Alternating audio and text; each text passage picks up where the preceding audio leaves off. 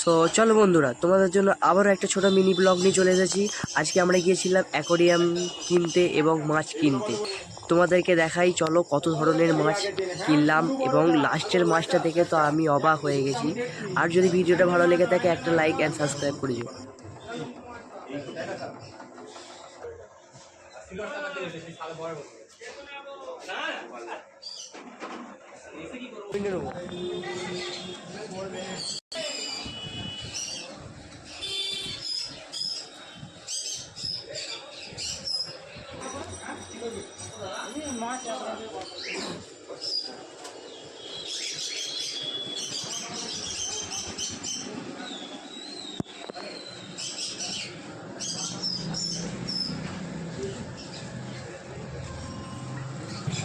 So দেখো বন্ধুরা, এই সেই মাছ। তোমরা যদি নাম জেনে থাকো কমেন্ট করে জানাবে, শিওর।